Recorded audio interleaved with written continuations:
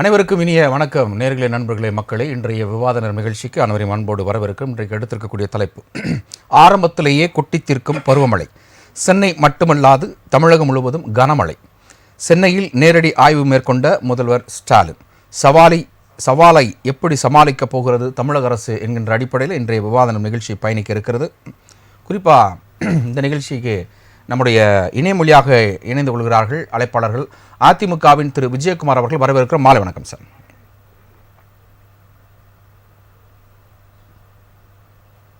அடுத்தபடியாக இணையமொழியாக இணைகிறார் மேக ஆராய்ச்சியாளர் திரு மழை ராஜு அவர்கள். வணக்கம் சார். வணக்கம்.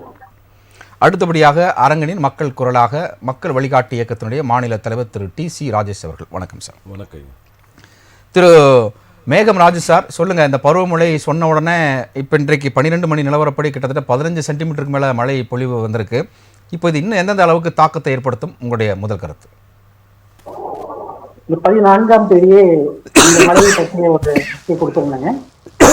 அதாவது சென்னை, திருவள்ளூர், காஞ்சிபுரம், செங்கல்பட்டு இந்த 4 மாவட்டங்களை மட்டும் மையப்படுத்தி பருவமழையோட தாக்கம் இருக்குங்கிறதையும் 14ஆம் தேதியே சொல்லியிருந்தேன். 15ஆம் தேதியும் இந்த நாள் முக்கியமான நாள்ங்கிறத பதிவிட்டிருந்தேன். இன்னைக்கு திருவள்ளூர், சென்னை சென்னையில அதிகமாக மழை பெஞ்சிருக்கு. கிட்டத்தட்ட 15 சென்டிமீட்டருக்கு மேல 20 சென்டிமீட்டர் கூட பெஞ்சிருக்குன்னு எதிர்பார்க்கிறேன். இந்த மழையை பொறுத்தவரையும் எப்பவுமே நவம்பர் மாசம் தான் சென்னைக்கு மழை அதிகமா இருக்கும்.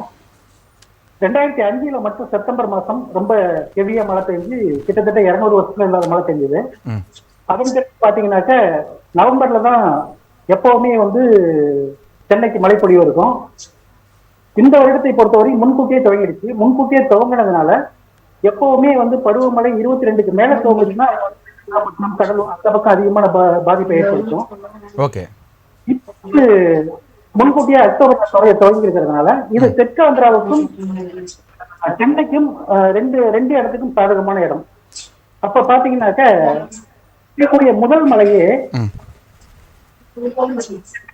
பலமாவே செய்ய ஆரம்பிச்சு. நடுவில் குறைந்த காற்றழுத்த தாழ்வு மண்டலம் உருவாகி இருக்கு. இந்த குறைந்த காற்றழுத்த தாழ்வு மண்டலம் கரையை நோக்கி நகர்ந்து வந்துகிட்டு இருக்கு. சென்னை அருகே வந்துருச்சு. சென்னை அருகே வரும்போது சென்னைக்கு இது தெற்காந்திராவை நோக்கி நகரம். அதனால இன்னைக்கு ஹெவியா பெஞ்சிருக்கு. இன்றைக்கு இரவும் மழையோட தாக்கம் இருக்கும். குறிப்பா சொல்லணும் அப்படின்னு சொன்னீங்கன்னாக்க சென்னை, திருவள்ளூர் மாவட்டத்துல தான் அதிகமான மழை இருக்கும். மற்ற மாவட்டத்தில் கூட மழையோட தாக்கம் குறையும். செங்கல்பட்டை பொறுத்தவரை செங்கல்பட்டோட தெற்கு பகுதியை விட வடக்கு பகுதியில கூட இருக்கும். இப்போ இந்த பருவமழை, அதாவது வடகிழக்கு பருவமழை என்பது விழுப்புரத்திற்கு இந்த புறம் நம்ம வட தமிழகத்துல தான் அதிகமான ஒரு தாக்கத்தை ஏற்படுத்தும்.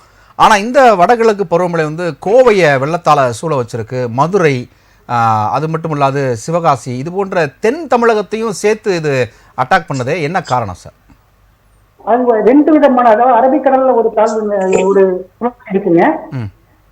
அரபிக்கடல்ல ஒரு சுழற்சி, வங்கக்கடல்ல ஒரு சுழற்சி 2 இருக்கு. ரெண்டாவது அரபிக்கடலோட தாக்கம் தான் இந்த மாசத்துல இருந்துகிட்டு இருக்கும். எப்பவுமே தென்மேற்கு பருவமழை 22 தான் முடிஞ்சு 22ல தான் ஆரம்பிக்கும். 15ல முடிஞ்சிடும். 22 வரை தென்மேற்கு பருவமழையோட தாக்கம் இருக்கும். அந்த தென்மேற்கு பருவமழையோட தாக்கம் கோவை, கோயம்புத்தூர்லயும் மழை பெய்யறதுக்கு சாதகமா இருந்தது. இங்க வங்கக்கடல்ல உருவாகி இருக்கக்கூடிய மேகங்கள் இந்த கடலோர மாவட்டங்களுக்கு சாதகமா இருக்கு. அதனால இங்கேயும் மழை பெஞ்சது, அங்கேயும் பெஞ்சது. சரி, ஓகே. இந்த நிகழ்ச்சியை பார்த்துட்டு இருக்கிற நேயர்களுக்கு ஒரு அன்பான வேண்டுகோள். நீங்கள் உங்கள் பகுதியில் இருக்கக்கூடிய உங்களுடைய வீடுகளில், அருகாமைகளில், சாலைகளில் தண்ணீர் தேங்கி இருந்தால் நீங்கள் எங்களுக்கு இந்த நேரலையிலேயே உங்களுடைய அந்த கோரிக்கையை நீங்கள் சொல்லலாம், தொடர்ந்து பேசலாம். திரு மழை ராஜு சார், தொடர்ந்து சொல்லுங்கள். அதாவது ஏன் தென்பகுதியும் இது அதிகமாக தாக்குகிறது அப்படின்ற ஒரு கேள்வி உங்கள்கிட்ட வச்சேன். உங்களுடைய கருத்து. மழை ராஜு சார், உங்கள்கிட்ட தான் கேட்குறேன். உங்ககிட்ட தான். மழை ராஜு சார், நான் பேசுற கேக்குதா? அன்மியூட் பண்ணுங்களேன் சார். சார் உங்ககிட்ட கேக்குறாரு, கேக்குதுங்களா சார்? மழை ராஜு சார் கேக்குதா? சார் நான் இருக்கேன். மழை ராஜு சார் கேக்குதா? ஹலோ சார், உங்கள்கிட்ட தான் கேள்வி வச்சேன். மழை ராஜு சார், நான் பேசுகிறேன், உங்கள்கிட்ட கேட்குதா? ஹலோ சார், உங்கள்கிட்ட தான் கேட்குறேன். சரி, ரைட், ஓகே. இப்போ நம்ம மற்றொரு இணையத்தில் இணைந்திருக்கக்கூடிய அதிமுகவினுடைய விஜயகுமார் அவர்கள். சார் வணக்கம். அதாவது இன்றைக்கு இந்த மழை என்பது போர்க்கால அடிப்படையில் தீவிரமாக நடைமுறைப்படுத்த வேண்டும் என்ற அடிப்படையில் எதிர்க்கட்சித் தலைவர் இபிஎஸ் அவர்கள் சொல்லியிருக்கிறாங்க. சுணக்கமாக வேலை பார்க்குற அதிகாரிகள் மீது உடனடியாக நடவடிக்கை எடுக்க வேண்டும் என்ற அடிப்படையிலே அறிக்கை கொடுத்திருக்கிறாங்க. உங்களுடைய கருத்து முதல் பதிவு. ராஜ் டிவி நேயர்களுக்கும் நெறியாளர்களுக்கும் பங்கேற்பாளருக்கும் அன்பு வணக்கம். வணக்கம். அதாவது மழை அதிகமா பெய்து கொண்டிருக்கிறது. அதனால் சென்னை மாநகரத்தை சுற்றி வெள்ளக்காடுகளாக அங்கங்கே தண்ணி தேங்கி நிற்கிறது. வாகனங்கள் ஊர்ந்து போகிற காட்சி எல்லாம் நாம் பார்த்து கொண்டிருக்கிறோம். எல்லா தொலைக்காட்சியிலும் அது வந்து கொண்டே இருக்கிறது. அதாவது இது மக்களுக்கு எந்த சிரமமும் இருக்கக்கூடாது, மக்கள் பாதிப்பக்கூடாது என்பது எல்லா கட்சிகளுக்கும் எல்லா மனிதர்களுக்கும் உள்ளது. எந்த மனிதர்களுக்கும் எந்த பாதிப்பும் வரக்கூடாது. அதாவது இந்த ஆட்சி பொறுப்பேற்றதுல இருந்து திமுக அரசு கடந்த 3.5 ஆண்டுகளாக ஒவ்வொரு ஆண்டும் மழைக்காலம் தொடங்குகின்ற போது அதனுடைய அமைச்சர்கள் மேயர் அவர்களும் மழைநீர் கால்வாயினுடைய பணிகளை நாங்கள் முடிச்சிட்டோம் 90%, 95% இப்படி சொல்லிக்கொண்டே இருந்தார்கள். இந்த மழைநீர் கால்வாயினுடைய பணிகளை இந்த 3 ஆண்டுகள் கிடப்பில் போட்டது மிகப்பெரிய தவறு. அந்த பணிகளை அவர்கள் செய்து முடிச்சிருக்க வேண்டும். அதன் பிறகு பாத்தீங்கன்னா இவங்க கிட்ட வடிவேதான் இருக்கும். உங்ககிட்ட ஸ்டார்டிங் நல்லா இருக்கப்பா, பினிஷிங் சரியில்லையாப்பான்ற மாதிரி இவங்க அந்த மழைக்கு முன்னாடி ஆய்வு கூட்டங்களை நடத்துறது, அதுக்கப்புறம் அந்த கட்டுப்பாட்டு அறைக்கு ஆய்வு செய்வது, அதிகாரிகளை கூப்பிட்டு கூட்டம் போடுவது, இப்படி எல்லாம் செய்வார்கள். மழை வந்ததுக்கு பிறகு மழையால் சென்னை மாநகரம் தத்தளிக்கின்ற போது மிக வேகமாக அந்த மக்களை இயல்பு வாழ்க்கைக்கு திரும்ப வேண்டுகின்ற ஒரு சூழலில் இவர்கள் சுணக்கம் காட்டுவார்கள். சரி, இவர்கள் அதிக வேகமாக வேலை செய்து அந்த மக்களை இயல்பு நிலைக்கு திரும்புவதற்கு போர்க்கால அடிப்படையில் வேலை செய்ய வேண்டும். அதிகாரிகள் எந்த அதிகாரி வேலை செய்யவில்லையோ அந்த அதிகாரியின் மீது நடவடிக்கை எடுக்க வேண்டும் என புரட்சி தமிழர் ஐயா பிரதான எதிர்கட்சி தலைவர் அவர்கள் இன்னைக்கு அறிக்கை வாயிலா கேட்டு இருக்கிறார். இதை இந்த அரசாங்கம் காது கொடுத்து கேட்டு வேகமாக செய்ய வேண்டும். சார், இன்னைக்கு முதலமைச்சர் நேரடியாவே கள ஆய்வு பண்ணிருக்கிறார் சார். அதுதான் நேற்று இரவு முழுக்க துணை முதலமைச்சரும் போனார். அதை பார்த்தீங்களா? 2 பேரும் போயிருக்காங்க. நான் என்ன சொல்றேன்னா, நீர் அதாவது வெள்ளம் தேங்காத பகுதிக்கு போக கூடாது. நீங்க தண்ணி தேங்கி நிற்கின்ற பகுதிகளுக்கு நீங்க சென்றீர்கள் என்றால், முதலமைச்சரும் துணை முதலமைச்சரும் வந்திருக்கிறார்கள் என்றால் அதிகாரிகள் பயந்து கொண்டு முதலமைச்சர் துணை முதலமைச்சர் வந்திருக்கிறாருங்க, இந்த தண்ணியை வேகமா அப்புறப்படுத்துவோம் என்கின்ற அந்த பணியை துரிதப்படுத்துவார்கள். இவங்க தண்ணி தேங்காத இடத்துக்கு போயிட்டு நிக்கிறது, பாக்குறது, மக்களை பாக்குறது, அதிகாரிகளை பாக்குறது, அங்க தூய்மை பணியாளர்களை அவர்களுக்கு பழங்களை கொடுக்கறது, பிஸ்கட் கொடுக்கறது, இதெல்லாம் இங்க வாங்க வெள்ளம் பாதிக்க பகுதிக்கு வாங்க. அதுதான் சென்னை மாநகரத்துல மழை பெய்ந்தா எங்கெங்க வெள்ளம் நிக்க, தண்ணி நிக்கும், எந்த பகுதி மக்கள் பாதிக்கப்படுவாங்க என்பதெல்லாம் காலங்காலமா அறிந்தது தானே. சரி, அந்த பகுதிக்கு போய் இருந்து நீங்க வேலை செய்யுங்க அப்படின்னு சொல்றோம். இந்த மாதிரி ஒரு காலகட்டத்துலதான் பாத்தீங்கன்னா உங்களுக்கே தெரியும், வேளச்சேரி மேம்பாலத்துல வண்டி விட்டு இருந்தவங்க மீதெல்லாம் காரு பார்க்கிங் பண்ணிருந்தவங்க காரை விட்டு இருந்தவங்க மீது அவங்க மீதெல்லாம் கேஸ போட்டு 500 ரூபாய் 1000 ரூபாய் வாங்கினதெல்லாம் ரொம்ப ரொம்ப கண்டிக்க வேண்டிய விஷயங்கள். இதெல்லாம் அங்க மழை வெள்ள ஐயா பேசும்போது சொன்னாரு, 2015ஆம் ஆண்டு 200 ஆண்டுகளுக்கு பெய்யாத மழையை ஒரே இரவுல மழை பெய்தது. அதனால சென்னை முழுவதும் வெள்ளக்காடு ஆகுகின்ற பொழுது அதை 3 நாளில் இயல்பு நிலைக்கு திரும்ப வைத்தார்கள் எங்கள் முதலமைச்சர், எங்கள் அம்மா அவர்கள். என்ன காரணம்னா, ஒவ்வொரு அமைச்சர்களையும் அந்தந்த பகுதிக்கு அனுப்பி அங்கேயே தங்கி இருந்து 3 நாள்களும் வேகமா வேலை செய்தாங்க. சரி சார், ஒரு நிமிடம். நேர்களே, நீங்கள் பார்த்து கொண்டிருக்கிற நம்முடைய விவாத நிகழ்ச்சியில் நீங்கள் பங்கேற்கலாம். உங்களுடைய பகுதி, வார்டு, ஏரியா, ஜோன், எந்தெந்த இடத்துல தண்ணீர் தேங்கி இருக்கிறது, எந்தெந்த இடத்துல நிவாரண உதவிகள் வேணும் என்கின்ற அடிப்படையில் நீங்கள் எங்களுக்கு தொடர்பு கொண்டீங்கன்னா அது நிச்சயமாக நாங்கள் உங்களுக்கு உதவி செய்ய தயாராக இருக்கிறோம். அதற்கு நீங்கள் செய்ய வேண்டிய விஷயம் 0444411066. மீண்டும் சொல்கிறோம், ஆனால் டிஸ்பிளேல 7:45க்கு மேல்னு இருக்குது. நீங்கள் எப்போ வேணாலும் நம்ம நிகழ்ச்சி முடிகிற வரைக்கும் நீங்கள் ஃபோன் பண்ணலாம். முடிந்தவரை அந்த டயத்தை எடுக்கிற இருந்தால் நலமாக இருக்கும்னு நினைக்கிறேன். நீங்கள் உங்களுக்கு ஒரு முதலிடம் தருகிறோம். உங்களுடைய பகுதியில் எந்தெந்த இடங்களில் நிவாரண உதவிகள் தேவைப்படுகிறது, தண்ணீர் தேவைப்படுகிறதா, எந்த மாதிரி விஷயங்கள் தேவைப்படுகிறது அப்படின்னு சொன்னீங்கன்னா நிச்சயம் அதற்குண்டான வழிகாட்டுதலை நம்மளுடைய இந்த விவாத நிகழ்ச்சி உங்களுக்கு சொல்லுவோம். அதற்கு நீங்கள் செய்ய வேண்டியது 044442110066. ஓகே, சொல்லுங்கள் திரு விஜயகுமார் சார். இப்படி மக்கள் வந்து வெள்ளத்தால, மழை வெள்ளத்தால பாதிக்கப்படுறாங்க. இப்ப கூட இந்த அரசாங்கம் நாளைக்கு காலையில பால் தடையின்றி எல்லா மக்களுக்கும் கிடைக்கிறதுக்கு ஆவினுடைய அந்த பால்வளத்துறை அமைச்சர் இன்றே அவர் தயாராகி கொண்டு அந்த பால் உற்பத்தி ஆகின்ற இடத்துக்கெல்லாம் சென்று பால் வந்து தங்கு தடையின்றி மக்கள் வேண்டும். இல்ல நீங்க சொல்றீங்க ஏத்துக்கிறேன். ஒரு வீட்டுக்கு வந்து காலை, ஆனா மழைன்ற அடிப்படையில வந்து டபுளா வாங்கிட்டு போறனால தான் அங்க வந்து ஷார்டேஜ் ஆகுதுன்னு சொல்லப்படுது. அதாவது என்ன காரணம் சார், மழையில அடிக்கடிக்கு வெளியே போயிட்டு உள்ள வர முடியாது. மழைக்காலமா இருக்கிறதுனால மக்கள் வந்து முன்னெச்சரிக்கையா கவர் வாங்கியிருக்கிறாங்க. அதுக்கேற்ற மாதிரி நீங்க பால் டெலிவரியா அவங்களுக்கு, கடைக்காரர்களுக்கு, விற்பனையாளர்களுக்கு பாலை கொடுக்கணும். அதெல்லாம் முன்கூட்டியே நம்ம தயாராகவே இருக்கணும். ஒரு மழைன்னு வந்தா என்னென்ன பாதிப்புகள் ஏற்படும், அந்த பாதிப்புல இருந்து மக்களை காப்பாற்றுறது எப்படி என்பதை உணர்ந்து அதற்கு ஏற்றால் போல இந்த அரசாங்கம் செயல்பட வேண்டும். இந்த அரசு அதற்கெல்லாம் வந்து செவி கொடுத்திருக்கிற மாதிரி தெரியல. இந்த அரசாங்கம் என்ன பண்ணுகிறது, முதலமைச்சர், துணை முதலமைச்சர் ஆய்வுக்கு போனார் அப்படி என்பத வீடியோ எடுக்கிறதும் புகைப்படம் எடுக்கிறது இதுலதான் இருக்குதே தவிர உண்மையாக மக்களை காப்பாற்ற வேண்டும், மக்களுக்கு என்னென்ன தேவைகள் நீங்க பண்ணலையா? நீங்களும் அப்படிதானே? உங்களுடைய ஆட்சி காலத்தில் இதே போல மழை வெள்ளம் வரும்போது மரியாதைக்குரிய அன்றைய முதல்வர், இன்றைய எதிர்கட்சி தலைவர் அவர்கள் வேஷ்டியை மடிச்சுக்கிட்டது போய் அவங்க கொடுத்தாங்க. அரசு இதில் நீங்க வெளியிட்டீங்க. அப்ப அது மட்டும் வந்து புகைப்படம் வெளியிடுறது இல்லையா? நீங்க கேட்டதுக்கு கேள்விக்கு ஓகே. எங்களுடைய முதலமைச்சர் வந்து பாத்தீங்கன்னா தண்ணி சூழ்ந்துற 2 அடி 3 அடி வெள்ளத்துல அவர் வந்துட்டு தண்ணியில நீந்தின்னு போய் தான் மக்களை சந்திச்சு உதவிகளை செய்தார். ஓகே சார், ஓகே, நம்ம பேசலாம். ஒரு காலர் லைன்ல வந்திருக்காங்க, நம்ம தொடர்ந்து பேசலாம். அப்படியே இருங்க. சென்னையில இருந்து செல்வி கூப்பிட்டுருக்கீங்க. வணக்கம், நீங்க எந்த வார்டு, எந்த ஏரியா? சார் வணக்கம் செல்வி, சொல்லுங்க. வணக்கம் சார். சென்னை வந்து Taramani sir. Chennai zone 13. Zone 13. Zone 13 Taramani வார்டுமா? 180வது வார்டு சார். 180. உங்களுக்கு என்ன தேவைப்படுகிறது? எந்த மாதிரியான உங்களுக்கு லைன், ட்ரைனேஜ் லைன் ஃபுல்லா அடைச்சிருச்சு சார். ட்ரைனேஜ் அடைச்சிட்டு அது உள்ள அந்த ட்ரைனேஜ் தண்ணி அடைச்சதுனால எங்க வீட்டுக்குள்ள எல்லாம் தண்ணி, அந்த பைப்பு போற லைன் எல்லாம் அடைச்சிருச்சு சார். இப்ப தண்ணி நீங்க பூரா காலையில இருந்து வெளியில எடுத்து ஊத்திட்டு இருக்கோம் நாங்க. அப்புறம் இன்னும் கொஞ்ச நேரம் போச்சுன்னா மழை விடாம இருந்தா வீட்டுக்குள்ளே வந்திருக்கோம் சார். கொஞ்சம் வீடு கிட்ட வந்துருச்சு.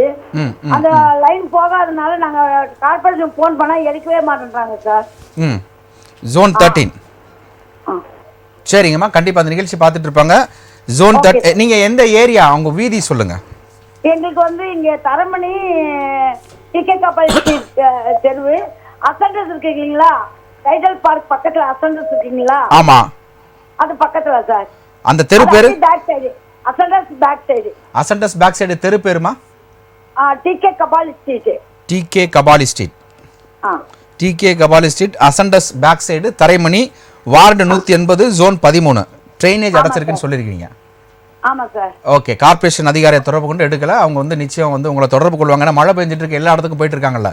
நிச்சயமா நீங்க மீண்டும் தொடர்பு கொள்ளுங்க. நாங்களும் வந்து கூப்பிட்டு நாங்க சொல்றோம் சார். இது ஏன்னா எங்க ரூம் வந்து 4-5 ரூம் இருக்கு சார். 5 ரூம்ல தண்ணி உள்ள வந்துருச்சுன்னா எங்களை எங்கேயுமே போக முடியாது. கண்டிப்பாமா, கண்டிப்பா, நிச்சயமா. Okay, thank you. நன்றிமா, நன்றி. ஓகே, திரு விஜயகுமார், நீங்க தொடர்ந்து பேசலாம். கேட்டீங்க 2015 இதே மாதிரி வெள்ளம் ஏற்பட்டதுன்னு சொன்னீங்க இல்லையா? எங்களுடைய எடப்பாடியார் எல்லாம் போய் 2015 ஏற்பட்ட வெள்ளத்துல இருந்து மக்களை மீண்டும் சீக்கிரமா கொண்டு வந்தோம். ஆனா இப்ப அம்மா பேசும்போது சொன்னாங்க இல்லையா, காவ அடைப்பு, கழிவுநீர் பிரச்சனை, ட்ரைனேஜ் அடைப்பா இருக்குன்றது. இந்த ட்ரைனேஜ் அடைப்புன்ற ஏற்படுறதுக்கு காரணம் என்னன்னா, மழை காலத்துல மழை நீர் தனியா போறதுக்கும் கழிவு நீர் தனியா போறதுக்கும் உண்டான வசதிகள் இருந்தும் அது செயல்படுத்தப்படவில்லை. அந்த வெள்ளம் வந்து சூழ்ந்து இருக்கிற போது கழிவு நீர்லயும் இந்த மழை நீருக்கு வந்து போகின்ற ஒரு துர்பாக்கியமான சூழல் இருக்கிறது சென்னையில. இப்ப அப்படி போகும்போது அது பம்பிங் ஸ்டேஷன் எடுத்து அனுப்பிச்சு விடணும். இப்ப பம்பிங் ஸ்டேஷன் பாத்தீங்கன்னா வச்சுங்களேன், ஒரு இதே மாதிரி மழை காலத்துல மின்சாரம் தடைப்படும், பம்பிங் ஸ்டேஷன் எல்லாம் ஜெனரேட்டரை ரெடியா வச்சுப்போம். மின்சாரமே இல்லைன்னா கூட 2-3 நாள் வந்து அந்த பம்பிங் ஸ்டேஷன் அந்த தண்ணி எடுத்து அனுப்பணும்னு சொல்லிட்டு அப்ப வந்து அதை எடுத்து அனுப்புனா அது ஒரு பக்கம், அந்த கழிவு நீரோட மழை நீரும் போய் அனுப்பிச்சு ஆகணும். இதுதான் வந்து தண்ணியை வந்து வெளியே வேகமா அப்புறப்படுத்துறதுக்கு வழிங்க. இத வந்து இப்ப அந்த மழை காலத்துல இப்படி இருக்கிறதுனால கழிவு நீர்னால ரொம்ப ரொம்ப மக்கள் வந்து, ஏன்னா கழிப்பறைய வந்து பயன்படுத்த முடியாது. சென்னை மாநகரத்துல மாரி ஒரு மாநகரம் உலகத்தில் எதுவுமே இல்லை. அதனாலதான் ஆங்கிலேயர் வெள்ளக்காரன் வந்து லண்டன்ல இருக்கிற மாதிரி, ஏன்னா சென்னை தான், வேற எங்கேயும் இல்ல, தமிழகத்தினுடைய தலைநகரா சென்னையை வச்சு ஆட்சி செய்துதான். தேம்ஸ் நதி போற மாதிரி சென்னையை சுத்தி ஆறுகள் ஓடி இருந்தது. இன்னைக்கு அதெல்லாம் கூவமாக மாறிவிட்டது. அதனாலதான் லண்டன் மாநகராட்சி போல உலகத்திலே 2வது பெரிய மாநகராட்சி சென்னை மாநகராட்சி. இந்த பெரிய மாநகராட்சியினுடைய மேயர் அவர்கள் என்ன வருகிறாங்க, ரெயின் பெய்யுது, வாட்டர் வருது, நீ லிப்ஸ்டிக் பூசுது, உன்னை நான் பணியிட மாற்றம்னு சொல்லிட்டு ஒரு அனுபவம் இல்லாத ஒரு அனுபவசாலியற்றவங்கள மேயரா போடுறதுனால அவர்களுக்கு தன்னை விட இன்னொருத்தர் அழகா இருந்தா அவர்களை மாத்தலாமா அப்படின்றதுதான் நோக்கம் போதே தவிர. நீங்க சொல்றீங்க ரைட் ஓகே. நீங்க உங்க ஆட்சி காலத்துல 1000 கோடி ரூபாய் மதிப்பீட்டுல ஸ்மார்ட் சிட்டி திட்டத்துல டி நகரே வந்து இப்போ வரைக்கும் தண்ணியில தான் தத்தளிச்சு மறந்துட்டு இருக்கு, தண்ணி ஒரு சொட்டு கூட நிக்கான்னு சொன்னீங்க. அது உங்க ஆட்சிக்கு ஒரு சான்றா இருக்கு, ஞாபகப்படுத்துறேன். இல்ல சார், நீங்க உடனே பேசும்போது எங்க ஆட்சி சொல்லுவீங்க சார். எங்க ஆட்சி முடிஞ்சு 3 ஆண்டுகள் ஆகி கொடுத்து சார். நாங்க கொண்டு வந்து மழைநீர் கால்வாய் திட்டத்துக்கு பணங்களை ஒதுக்கணும். எங்களோட ஆட்சியில வேலைகள் நடந்து கொண்டே இருக்கிறது. ஆட்சி மாற்றம் ஏற்பட்டது. ஏன் இந்த அரசாங்கம் அதை துரிதப்படுத்தி வேலையை முடிக்கல? இப்போ மழை பெஞ்சா தச்சளிக்கிற இந்த சென்னை மாநகரம் வந்து ஏற்கனவே குடிநீர் பஞ்சத்தால கஷ்டப்பட்டதெல்லாம் நீங்க உணர்ந்திருப்பீங்க, தெரிஞ்சிருப்பீங்க. அப்படி இருக்கும்போது வீராணம் திட்டம் என்ற ஒரு திட்டத்தை வேகமாக செயல்படுத்தி புரட்சி தலைவி விஜய் அம்மா அவர்கள் வந்து சென்னை மக்களுடைய தாகத்தை தீர்த்தார்கள். அதே போல இந்த அரசாங்கம் மழைநீர் கால்வாய்க்கு வேகப்படுத்தி துரிதப்படுத்தி இந்த பணிகள் எல்லாம் முடிச்சிருந்தா சென்னை வந்து இன்றைக்கு இந்த தத்தளிப்புல ஏற்பட்டிருக்குமா? அமைச்சர்கள் எல்லாம் வந்து என்ன சொல்றாங்க மக்கள் கிட்ட சார், வந்து என்ன சொல்றாங்க, 20% 40% மழை பெஞ்சா கூட தொட்டு தண்ணி நிக்காதுன்னு சொல்லி சொன்னாங்களே. இது கடந்த ஆண்டு மழை பெஞ்சு தண்ணி நின்றுச்சு, இந்த ஆண்டும் நிக்குது. இதற்கெல்லாம் இந்த திமுக அரசு என்ன பதில் சொல்ல போகிறது மக்களிடத்தில்?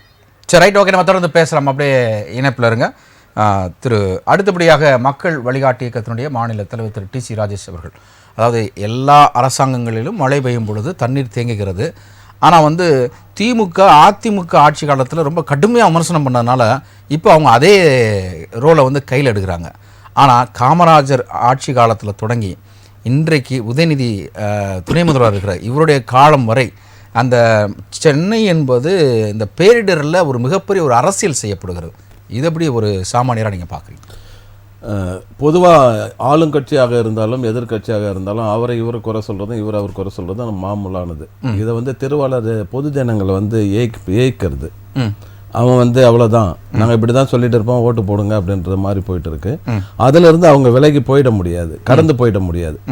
என்னன்னு கேட்டால் நீர் மேலாண்மை, வாட்டர் டிசார்டர் மேனேஜ்மெண்ட்ல வாட்டர் மேனேஜ்மெண்ட் ஒரு முக்கியமான அங்கமாக வகிக்குது. ஓகே, அப்போ இந்த நீர் மேலாண்மையில் வந்து கடந்த கால ஆட்சிகளில் கழக ஆட்சிகள் என்ன செஞ்சுருக்காங்க, என்ன அச்சீவ்மெண்ட் செஞ்சுருக்காங்க அப்படின்னு பார்த்தீங்கன்னா, அது அதிமுகவாக இருந்தாலும் சரி திமுகவாக இருந்தாலும் சரி, மாறி மாறி தமிழ்நாட்டை ஆண்ட இருக்க இந்த இருவரும் கட்சிகள் நீர் மேலாண்மைக்கு எந்த அளவுக்கு முக்கியத்துவம் கொடுத்துருக்கீங்கன்னு கேட்டிங்கன்னா அது வந்து ரொம்ப கேள்விக்குறியாக தான் இருக்கு. நம்ம பேசுகிற ஒரு காலர் வந்திருக்காங்க. வணக்கம், உங்கள் பேர் சொல்லுங்கள், எந்த மாவட்டத்தில் கூப்பிட்ருக்கீங்க?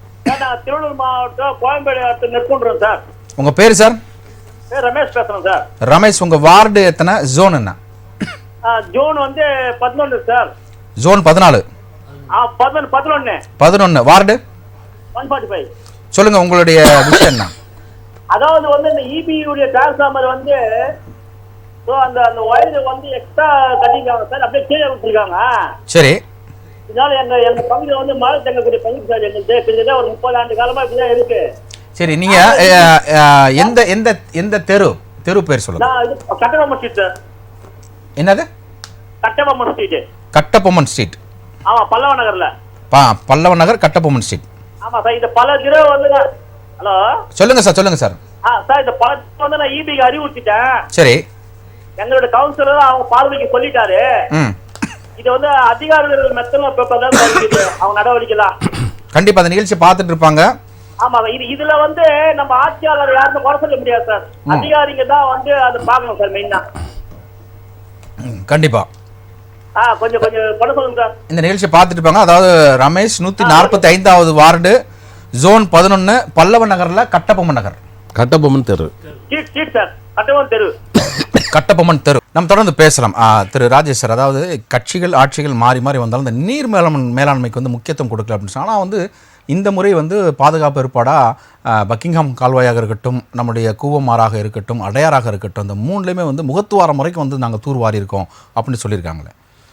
சென்னை மாநகரை பொறுத்த வரைக்கும் சார் ஏறக்குறைய 150 டிவிஷன்ஸ் இருக்குங்க. 200 டிவிஷன்ஸ் இருக்குது, 15 மண்டலம் இருக்குது. இந்த 15 மண்டலத்தில் 200 டிவிஷனில் வந்து ஒரு டிவிஷனுக்கு பார்த்தீங்கன்னா ஏறக்குறைய பாப்புலேஷன் வந்து ஒரு 5 லட்சம் பேர் இருப்பாங்க. டோட்டல் பாப்புலேஷன் மெட்ரோ சிட்டியில் வந்து 1.5 crores. அப்போ அப்படி இருக்கிற ஒரு நிலையில் ஒரு 13 நீர் மேலாண்மை வந்து சுற்றி போயிட்டு இருக்கு. வழித்தடங்கள், நீர் வழித்தடங்கள், நாட்டு கூவம், ரிவர் அண்ட் பக்கிங்ஹாம், இது மட்டும் இல்லை, இது மேஜராக பார்வைக்கு தெரியுது. இது தவிர மாம்பழம் கால்வாய், அது போல் ஒவ்வொரு சிற்றோடைகள்லாம் சேர்த்து பார்த்தோம்னா 13 நீர் வழித்தடங்கள் சுற்றி போயிட்டு இருக்கு. அப்போது என்னுடைய கொஸ்டின் என்னன்னு கேட்டால், இப்போ ரெட் அலர்ட் வந்து நாகை, திருவாரூர், காரைக்கால், அரியலூர், மயிலாடுதுறை, பெரம்பலூர், கடலூர், கள்ளக்குறிச்சி, பாண்டிச்சேரி, விழுப்புரம், திருவண்ணாமலை, செங்கல்பட்டு, காஞ்சிபுரம், சென்னை, திருவள்ளூர்னு கவர்மெண்ட் டிக்ளேர் பண்ணியிருக்காங்க ரெட் அலர்ட். அப்போ இந்த ரெட் அலர்ட்னு சொல்கிறப்போ மாண்புமிகு டெப்டி சிஎம் இருந்தாலும் சரி, மாண்புமிகு சிஎம்மாக இருந்தாலும் சரி, சென்னை மட்டும் ஒரு குறிப்பிட்ட இது பார்க்கக்கூடாது. ஏன்னு கேட்டால் ரெட் அலர்ட்ன்றது எத்தனை டிஸ்ட்ரிக்ட்னு சொல்லியிருக்கீங்க இல்லையா? அப்போ மற்ற டிஸ்ட்ரிக்டில் வந்து ஏற்கனவே வந்து நம்ம அதிமுக தோழர் சொன்னார், பதிவு செஞ்சார். ஏன்னா எதிர்கட்சி தலைவர் வந்து அவர் குற்றம் சாட்டாரு அப்படின்னு நீங்களும் சொல்லியிருந்தீங்க. அது உள்ளார்ந்தபடி என்னன்னு கேட்டிங்கன்னா நிர்வாகத்திறனற்ற. இப்போ கோயம்பேடுலேருந்து ஒரு தோழர் நமக்கு தொலைபேசியில் பேசினார், சார் நான் ஆட்சியை குறை சொல்ல சார், அரசு தான் நிர்வாகத்திறனற்ற இருக்கு. இப்போ அவர் எதிர்கட்சியினுடைய தலைவருடைய குற்றச்சாட்டும் அதான். மாவட்டத்தில் இருக்கக்கூடிய நிர்வாகம், மாவட்ட நிர்வாகம் தூங்குதா இல்லை? அந்த அளவுக்கு வந்து மனித வளம் நம்மகிட்ட இருக்குன்னு நினைக்கிறீங்களா? மனித வளம் இல்லைன்னு சொன்னா கூட இந்த ஆட்சியாளர்கள் என்னை ஆட்சி செய்கிறார்கள் என்றால் எனக்கு தேவையானது அவங்க தான் செய்யணும், அது அவங்களுடைய கடமை, தலையாய கடமை. அதுல வந்து அவங்க தப்பித்து போறதுக்கு போற போக்குல ஏதோ ஒரு பிட்டை சொல்லிட்டு போயிட முடியாது, அது மாதிரி எஸ்கேப் ஆக முடியாது. இப்போ இதுல என்ன சொன்னா, வங்கக்கடல் ஏற்படுகின்ற இந்த புயல் சின்ன வந்து 21 சென்டிமீட்டருக்கு மழையை கொட்டுன்னு சொல்லியிருக்காங்க. இது நான் சொல்லல, நீர்வள ஆதாரத்துறையும் பொதுப்பணித்துறையும் இருக்கக்கூடிய அதிகாரிகள் சொல்லியிருக்காங்க. அப்போ 21 சென்டிமீட்டர் மழை கொட்டுதுன்னு சொன்னா அப்ப தாழ்வான பகுதிகளுடைய நீர்நிலைகள் பகுதிகள் என்னவா இருக்கும்? அப்போ இப்போ வந்து நம்ம கல்வித்துறை அமைச்சர் வந்து மார்ச் மாசம் வரக்கூடிய 10th + 2க்கு வந்து எக்ஸாமுக்கு டைம் டேபிள் அனௌன்ஸ் பண்றாரு. ஒரு 6 மாசத்துக்கு முன்னாடி இவ்வளவு அக்கறை எடுத்துக்கூடிய என்னுடைய அரசு இந்த பாதிப்பு ஏற்படக்கூடிய நிலையை வந்து ஏன் வந்து நீங்க ஒரு 3 மாசத்துக்கு முன்னாடி 4 மாசத்துக்கு முன்னாடி கூட்டங்களை கூட்டி அதுக்கான பிளானை ஏன் போடல? நீர் ஆல்ரெடி போயிட்டு தானே இருக்கு. ஆனா சொல்லக்கூடிய விஷயம் என்ன அப்படின்னா, வானிலை மையம் கணிக்கக்கூடிய சென்டிமீட்டரையும் தாண்டி மழை பொழிவு அதிகமா இருக்கு அப்படின்னு தான் சொல்றாங்க. இல்ல இப்ப அதுக்கு தான் அவங்க சொல்றது என்னன்னு கேட்டா 21 சென்டிமீட்டர் வந்து மெட்ரோலஜி சொல்லியிருக்காங்க, வானிலை ஆராய்ச்சி கொட்டுன்னு சொல்லியிருக்காங்க. ஆனா 60 சென்டிமீட்டர் மழை வந்தாலும் தாங்கக்கூடிய கெப்பாசிட்டி நாங்க வச்சுட்டு இருக்கோம் அப்படின்னு சொல்றாங்க. அதுக்கு அவங்க சொல்றாங்க பூண்டி, செம்பரம்பாக்கம், அதே போல வந்து புழல், சோழவரம், சென்னைக்கு இது மாதிரி குடிநீர் ஆதாரங்களை கொடுக்கக்கூடிய அந்த ஏரிகள்ல இப்போ கொள்ளால வந்து 3.64 டிஎம்சி தண்ணி தான் இருக்கு. ஆனா அது டோட்டல் கெப்பாசிட்டி வந்து அவங்களுக்கு தேவை 7.56 டிஎம்சி தண்ணி தேவை. அப்ப அவங்க என்ன சொல்றாங்கன்னா 60 சென்டிமீட்டர் மழை இந்த பீரியடுக்குள்ள 18-17ஆம் தேதிக்குள்ள பெய்ஞ்சாலும் இந்த குடிநீர் வழங்கக்கூடிய நீர்வள ஆதாரக்கூடிய இந்த ஏரிகள்ல நிரம்பி திறந்து விடுறதுக்கு உபரியா போறதுக்கு குறைவா தான் இருக்கும். அதனால வெள்ள பாதிப்பே இருக்காதுன்ற மாதிரி ஒரு ஆணித்தரமான கருத்தை மாண்புமிகு முதலமைச்சருக்கு அவங்க தகவலா பதிவு பண்றாங்க. அப்ப அப்படி பதிவு பண்றப்போ இன்னமும் தாழ்வான பகுதிகளில் இப்ப நீங்க போன் கால்ஸ் எல்லாம் வந்தீங்கன்னா நிறைய இருக்கும், குறைகள் வந்து கண்டினியூா சொல்லிட்டே இருப்பாங்க. அது அந்த அளவுக்கு வந்து நமக்கு மனித வளம் கம்மியா இருக்கு. ஏன்னா வந்து இப்போ இந்த அவங்க சொன்னது வந்து ஜோன் 13 அந்த மேடம் செல்வி அவங்க சொன்னாங்க, வீட்டுக்குள்ளே தண்ணி வந்துருமோ அப்படின்ற ஒரு வளம் இருக்குது. ஆனால் வந்து ஒவ்வொரு வார்டுக்கும் வந்து அர்பேசர் அப்படின்னு சொல்லக்கூடிய அளவுக்கு வந்து தூய்மை பணியாளர்கள் இருக்கட்டும், மாநகராட்சி பணியாளர் இருக்கட்டும், சொற்பமாக தானே இருக்கிறாங்க சார். அதுக்காக தான் சார், அதாவது மனித வளை வந்து கான்ட்ராக்ட் பேஸில் எடுக்கிறாங்களே. இன்னைக்கு சென்னை மாநகராட்சி ஃபுல்லாகவே எடுக்கிறது வந்து டிசார்டர் மேனேஜ்மெண்ட்ல வந்து எல்லாமே வந்து பணியாளர்காரனா தினக்கூலி தொழிலாளர்கள் தான் கான்ட்ராக்ட்ல எடுத்திருக்காங்க. அப்போ கவர்மெண்ட் ஹாஸ்பிட்டல் போங்க, கான்ட்ராக்ட் பணியாளர்கள் தான். அப்போ ஒட்டுமொத்தமாக ஆயிரக்கணக்கான மனித உழைப்புகள் எங்கன்னா பிரைவேட் செக்டர்ல போயிட்டு இருக்கு. அப்போ பிரைவேட் செக்டர்ல யாரோ ஒரு தனியார் நபருக்கு வந்து கோடிக்கணக்கான பணத்தை அரசாங்கம் கொடுத்து அந்த மனித உழைப்பை பெறுகிறது. அப்ப அந்த மனித உழைப்பை பெறப்ப அவங்களுடைய பேசிக் கம்யூனிட்டிஸ் என்னன்னு கூட தெரியாது. அவங்களுடைய ரைட்டை கேட்க முடியாது. அவங்க அந்த தொழிலாளர்கள் வந்து அரசு ஊழியர்கள் போல தங்களுடைய இது உரிமையை போராட முடியாது. ஏன்னு கேட்டா அவன் பிரைவேட் செக்டர்ல வச்சா கண்டிஷன்ல கையெழுத்து இது மாதிரினா போயிட்டாரு அப்படின்னு சொல்லிடுவான். அது மாதிரி உரிமை மீட்கப்படாத நிலையில இருக்கக்கூடிய தொழிலாளர்களை வச்சுதான் இன்னைக்கு அரசாங்கம் நடத்திட்டு இருக்கு. இப்ப அரசு வந்து எங்களால போதுமான மனித வளம் இல்லை, அதனால நாங்க செய்ய முடியாதுன்னு சொல்லிட்டு திருவாளர் பொதுஜனத்துக்கு சொல்றதுக்கு நாங்க தேர்ந்தெடுத்தோங்களா? அதுக்கு அவங்களுக்கு ஆட்சி கட்டல உட்கார வச்சிருக்கோம். நாங்க மழையில இது மாதிரி செத்து சுண்ணாம்பு ஆயிட்டு போறோம், வெந்த தின்னு விதி வந்தா செத்து போய் நீங்க இந்த கதையை சொல்லிட்டு போறீங்க, நாங்க கேட்டுட்டு போயிட்டு இருக்குன்னா காதல் பூ வச்சுட்டு எவ்வளவு நாளைக்கு இருப்பீங்க? கழக ஆட்சிகள் வந்து 67 ஆண்டுகள் ஆகிவிட்டது. இன்னமும் நீர் மேலாண்மை அதே கதையில தான் இருக்கு. பெருந்தலைவர் காமராஜர் பேர்ல இருந்த அளவுக்கு இன்னும் டெவலப் ஆயிருக்கு. அதான் நான் கேட்டேன். காமராஜர் அவர்களும் தண்ணியில் நடந்தாரு, அதுக்கடுத்து வந்து அறிஞர் அண்ணாவும் தண்ணியில் நடந்தாரு, அதுக்கடுத்து வந்து கலைஞர் அவர்களும் தண்ணியில் நடந்தாங்க, அப்புறம் எம்ஜி ராமச்சந்திரன் நடந்தாங்க, அதுக்கப்புறம் வந்து ஜெயலலிதா அவர்கள் நடந்தாங்க, அதுக்கப்புறம் ஸ்டாலின் அவர்கள் நடந்தாங்க, அதுக்கப்புறம் அதற்கு முன்பதாக எடப்பாடி அவர்கள் நடந்தார், ஓபிஎஸ் அவர்கள் நடந்தார், இப்போ உதயநிதி ஸ்டாலின் நடக்கிறார். இது ஒட்டுமொத்த இது சுருக்கி சொல்ல போனால் ஆட்சிகள் மாறினாலும் காட்சிகள் மாறுவதில்லை. இன்னைக்கு பேரிடர் மேலாண்மை துறையினோட அமைச்சர் திரு KKSSR ராமச்சந்திரன் என்ன சொல்றாரு அப்படின்னா, ஒரு பத்திரிக்கையாளர் கேள்வி கேட்குறாரு. அதாவது சார், இந்த மழைநீர் தேங்கிக்கிட்டு படாலம் போன்ற இடங்கள்லாம் வந்து மழைநீர் தேங்கிக்கிட்டே இருக்குது அப்படின்னா, ஏங்க மழை பெஞ்ச உடனே தண்ணி வந்து உடனே சர்ன்னு போகணும்னு நினைக்கிறீங்களா? அது ஒரு 1/2 மணி நேரம் 1 மணி நேரம் அந்த வடிகிறதுக்குன்னு டைம் இருக்குல்ல, அந்த டைம் எடுத்துக்கோ. நம்ம முதலாம் வந்து 10 மணி நேரம் 12 மணி நேரம் ஆகும் தண்ணி வடிகிறதுக்கு. இன்றைக்கி வந்து ஒரு 1 ஹவர்லேயே அந்த இடத்துல தண்ணி தேங்குவது தடுக்கப்படுகிறது அப்படின்னு சொல்கிறாங்க. இதற்கு உங்களுடைய கருத்து? இப்போ இந்த வருவாய்த்துறை அமைச்சருக்கு இந்த கதை, அதே போல வந்து சட்டத்துறை அமைச்சரும் இதே மாதிரி சொல்லியிருக்காருங்க. இதே மாதிரி பிரஸ்ல கேட்குறப்ப வந்து மீண்டும் கள்ளக்குறிச்சியில் வந்து கள்ளச்சாராயம் காய்ச்சற நிலை உருவாகுது அப்படின்னு கேட்குறப்போ அவர் ஒரு பாட்டை போடுறாரு. திருடனா பாய்த்து திருந்தாவிட்டால் திருட்ட ஒழிக்க முடியாது அப்படின்ற பாட்டு வந்து ஒரு திருவாளர் பொது ஜனங்களுக்கு அது பதிலாக ஏற்றுக்கொள்ள முடியுமா? தொடர்ந்து பேசுறோம். ஒரு அழைப்பாளர். வணக்கம், உங்க பேர், எந்த பகுதியிலிருந்து கூப்பிட்டுருக்கீங்க? சார் என் நேம் அன்புராஜ் சார். அன்புராஜ், உங்க வார்டு என்ன? Ward number 173 sir, zone 13. Zone 13 Adyar. ஆமா சார், ஆமா. சொல்லுங்க சார். இது ஆக்சுவலா தண்ணி வந்துட்டு வெளியில போயிருக்கு சார். சரி. நான் குரல் ஃபுல் இருக்கிறோம் சார், 2 குழந்தை எடுத்துட்டு குரல் ஃபுல் இருக்கிறோம். சரிங்க. பட் பாத்ரூம்ல இருந்து தண்ணி வந்துட்டு போக மாட்டேங்குது சார். அது இப்படி வந்துட்டு அது சொல்லிச்சு சார். அதுக்கு எப்பவுமே 2 தடவை மழை பெஞ்சாலும் இதே ப்ராப்ளம் வருது சார். அது உங்க ஹவுஸ் ஓனர்ட்ட தான் நீங்க கேட்கணும். கரெக்ட்டா ட்ரைனேஜ் வந்து என்னுடைய ஏரியா, என்னுடைய வீடு மட்டும் இல்ல சார், அந்த எங்களுடைய ஏரியா ஃபுல்லாமே நீ குரல் ஃப்ளோர்ல வந்துட்டு பாத்ரூம் யாருமே யூஸ் பண்ண முடியாது சார். சரி, அடையாறுல எந்த ஏரியால இருக்கீங்க? அடையாறு இந்திரா நகர் சார், 5th லைன். இந்திரா நகர். ஆமா, இந்திரா நகர் 173 சார். இந்திரா நகர் 173 5th லைனா? ஒவ்வொருத்தரும் மழை வரும் பொழுதும் தண்ணி வந்துட்டு போயிருது சார் வெளியில. பட் என்ன பாத்ரூம்ல வந்துட்டு தண்ணி போக மாட்டேங்குது. அதுக்கு 2 குழந்தை இருக்கு, அது எப்படி நம்ம யூஸ் பண்ண முடியல. அது என்ன சொல்யூஷன் சார் இதுக்கு? நம்ம ஜோனல் ஆபீஸ்ல நீங்க போனீங்களா? சார் ஜோனல் ஆபீஸ் போனா நம்ம தண்ணிலாம் வந்துட்டு போனாதான் வந்துட்டு போகணும்னு சொல்றாங்க. அப்ப அது வரைக்கும் பாத்துட்டு போக முடியாம இருக்க முடியுமா சார்? கண்டிப்பா ரொம்ப சிரமம். ஆனா இன்னொன்னு என்னன்னா, இந்த மழை என்பது இப்பதான் வந்து ஆரஞ்சு அலர்ட்ல இருந்து ரெட் அலர்ட்டுக்கு மாறுது. Okay sir. ஸோ இன்னும் வந்து இதனுடைய தாக்கம் அதிகமாக தான் இருக்கும். Okay sir. முடிந்தவரை நீங்க வந்து அதை தவிர்க்கிறது நல்லதுன்னு நினைக்கிறேன். ஏன்னா தண்ணி அங்க உங்களுக்கு ஃப்ளட் வடிஞ்சிருச்சுன்னா ஆட்டோமேட்டிக்கா அது போயிடும். இருந்தாலும் நீங்க சொன்னதுனால வந்து ஜோன் 13. ஆமா சார், 173 சார். ஓகே, ஒண்ணு இல்ல, நாங்க 13 வார்டு நம்பர் 173 சார். இந்த குழந்தைகளா இருக்காங்க. இப்ப மத்த மழை வெளியில தேங்கினா கூட வீட்டுக்குள்ள இருந்தது, கரண்ட் இல்லாம கூட இருந்துடலாம் சார். கண்டிப்பா. பாத்ரூம்ல உள்ள தண்ணி லெட்டின்ல தண்ணி போகலன்னா எவ்வளவு கஷ்டம், சிரமமா இருக்கு சார். நிச்சயமா அந்த நிகழ்ச்சியை வந்து அதிகாரிகள் பார்த்துட்டு இருப்பாங்க, உடனடியாக நடவடிக்கை எடுப்பாங்க. நன்றி அன்புராஜ். இந்த கம்ப்ளைண்ட்ங்களுக்கு ஒரு நம்பர்ஸ் அனௌன்ஸ் பண்ணி சொல்லுங்க சார். அது சொல்லிடலாம். அவசர உதவிக்கு வந்து சென்னையில் இருக்கக்கூடிய அந்த 15 மண்டல அலுவலருக்குடைய நம்பர் வந்து 1லேருந்து 15 வரைக்கும் கொடுத்துருக்காங்க. 9499 56201.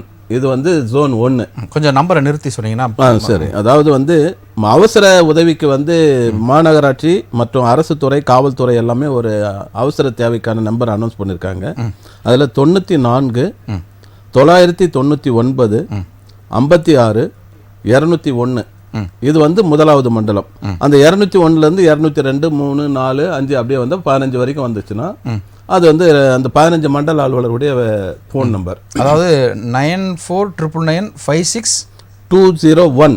இது வந்து 1வது மண்டலம். ஓ அதுல இருந்து 202 வந்து 2வது மண்டலம். Okay okay. அது மாதிரி வந்து 15 வரைக்கும் வருது. ஓகே. இந்த நம்பரை பயன்படுத்தலாம். அதே போல பாதிக்கப்பட்ட நபர்கள் வந்து சென்னை மாநகராட்சியுடைய 1913 அதாவது 1913 அந்த நம்பருக்கும் தொலைபேசியில் தொடர்பு கொள்ளலாம். அது தவிர 0442561992 0 அந்த ஒரு தொலைபேசி லேண்ட்லைனுக்கும் இன்னொரு செல் நம்பர் வந்து 92069207 இது வந்து சென்னை மாநகராட்சியோட டைரக்டர் அப்போ ரிப்பன் மாளிகையில் இருக்கக்கூடிய கண்ட்ரோல் ரூம். Okay sir. அதுக்கு அடுத்தது சென்னை காவல்துறைக்கும் புகார் கொடுக்கலாம். அவங்களுக்கும் கடமை இருக்கு. சென்னை காவல்துறை வந்து 0443452437 இது சென்னை காவல்துறையுடைய கண்ட்ரோல் ரூம். சரிங்க சார். இதுலயும் வந்து அவங்க குறைய சொன்னா இவங்க வந்து அந்த பேரிடர் மேலாண்மை மீட்பு குழு, காவல்துறை, சென்னை மாநகராட்சி எல்லாமே சேர்ந்து வந்து கோஆர்டினேஷன்ல வச்சிருக்கக்கூடிய கண்ட்ரோல் ரூம் நம்பர். ஓகே. இந்த நம்பரை நீங்க எனக்கு இன்னொரு தடவை சொல்லணும். அந்த காலருக்கு போயிட்டு நான் சரி ஓகே. அடுத்து ஒரு அழைப்பாளர் வந்திருக்கிறாங்க. வணக்கம், உங்க பெயர், எந்த மாவட்டத்துல கூப்பிட்டுருக்கீங்க? ஐயா வணக்கம் ஐயா, நாங்க செங்கல்பட்டு மாவட்டத்தில் இருக்கோம் ஐயா. உங்க பேருமா? என் பெயர் சம்பூர்ணம். சம்பூர்ணம். செங்கல்பட்டுல எந்த வார்டு, எந்த ஜோன்? ஊரப்பாக்கம்ல இருக்கோம் சார். ஊரப்பாக்கம் வெஸ்ட். அது கிராமத்து. ஊரப்பாக்கம் வெஸ்ட். ஓகே. உங்க அது வந்து இப்போ ட்ராக்க ஒட்டியே இருக்கிறதுனால அந்த காவா தண்ணி எல்லாம் ஃபுல்லாவே நம்ம தெருவழியில மட்டும்தான் சார் வருது. சரிங்க. சாயந்தரம் கூட ஜேசிபி கொண்டு வந்து எங்க வீட்டுக்கு முன்னாடி ஒரு ஹாஸ்டல் இருக்கு, பின்னாடி ஒரு ஹாஸ்டல் இருக்கு, அது வரைக்கும் கிளீனா வச்சிடுறாங்க. எங்க தெரு பக்கம் மட்டும் அந்த காவா தண்ணி ஓடுது சார். அந்த தெரு பேர் என்ன? பசங்க போறாங்க, வண்டி போகுது, ஒரே தண்ணி சார், சாக்கடை தண்ணி தான் சார். சரிமா, அந்த தெரு பேருமா? ஓகேமா, அந்த தெரு பேரு? காயத்ரி நகர் 3வது தெரு சார். காயத்ரி நகர் 3வது தெரு. ஆமாங்க சார். சாக்கடை கழிவு நீர் வந்து தேங்கி நிக்கிறது, போக மாட்டேங்குது. தண்ணி போயிட்டு இருக்கு சார், ஆனா வந்து கால் முழங்கால் வரைக்கும் தண்ணி சார். இப்ப கொஞ்சம் மழை அன்எக்ஸ்பெக்டடா வந்து அது ரைட். ஓகே, நீங்க சொல்றதெல்லாம் விஷயம்லாம் ஓகே தான். ஏன்னா வந்து ரெட் அலர்ட்ன்றது இனிமேல் தான் நமக்கு வந்து இரவு நேரங்கள் தான் அதிகமாக இருக்கிறது. ஸோ அந்த முடிந்தவரை நம்முடைய அந்த உங்களுடைய செங்கல்பட்டு மாவட்டத்தில் கவனத்துக்கு கொண்டு போகிறோம். அது நேரா போகிறதுக்கு வழி இருக்கு சார், பண்ணினாங்கன்னா போயிடும் சார். நிச்சயமா நிச்சயமா. நீங்க உங்க கவுன்சிலரை அணுகுனீங்களா? கவுன்சிலர் பார்க்க முடியல சார், நாங்க வெளியில இருந்து இருந்தோம். இப்பதான் வந்து பார்த்தா இந்த மாதிரி இருக்கு சார் பொசிஷன். இல்ல கண்டிப்பா கவுன்சிலர்னா உங்க வார்டு உங்களுக்கு எத்தனாவது வார்டுமா? இந்த வார்டு வந்து 4வது வார்டு சார். 4வது வார்டா? ஆமா சார். ஓகே, 4வது வார்டு காயத்ரி 3வது நகர். காயத்ரி நகர் 3வது தெரு. அதான் காயத்ரி நகர் 3வது தெருல இருக்கக்கூடிய இடத்துல கழிவு நீர் போய்கிட்டு இருக்கு. அது வந்து முழங்கால் அளவு தண்ணி தேங்கி நிற்கிறனால மிகப்பெரிய ஒரு அல்லல் படுறாங்க. அதனால் அதை பார்த்துட்டு இருக்கிற அதிகாரிகள் நீங்கள் நிச்சயமாக அவங்களுக்கு உதவி பண்ணலாம். செங்கல்பட்டு மாவட்டம் ஊரப்பாக்கம் வெஸ்ட்டில் வார்டு 4வது வார்டில் காயத்ரி நகர் 3வது தெரு. கொஞ்சம் நன்றிமா, நிகழ்ச்சியை பார்த்தமைக்கு நன்றி. நிகழ்ச்சி நன்றி நன்றி நன்றி. இப்போது சார் ராஜேஷ், அப்போ அந்த நம்பர் சொல்கிறதுக்கு முன்னாடி நான் வானிலை ஆராய்ச்சியாளர் திரு மலைராஜு, நான் பேசுகிறவங்களுக்கு கேட்குதா சார்? நான் பேசுகிற கேட்குதா சார்? ஓகே. இப்போ நான் உங்கள்கிட்ட முன்னாடி வச்ச கேள்வி தான் வைக்கிறேன். என்ன கேள்வினா, அந்த வடகிழக்கு பருவமழை வட தமிழ்நாட்டில் தீவிரமாக இருக்கிறத விட இப்போ பரவலாக தென் தமிழ்நாட்டிற்கும் பரவி இருப்பதற்கு என்ன காரணம் கேட்டேன். அப்போ இணைப்பு துண்டிக்கப்பட்டது. தொடர்ந்து சொல்லுங்கள். வடகிழக்கு பருவமழை சமயத்துல வந்து நவம்பர் மாதம் வரையுமே வந்து வட தமிழகத்துல தான் மழை அதிகமா இருக்கும். தென்கிழத்தை பொறுத்தவரையும் டிசம்பர்ல இருக்கும். டிசம்பர் ஜனவரியோட இது படிப்படியா அங்க குறையும். வரக்கூடிய மேகங்கள் எல்லாமே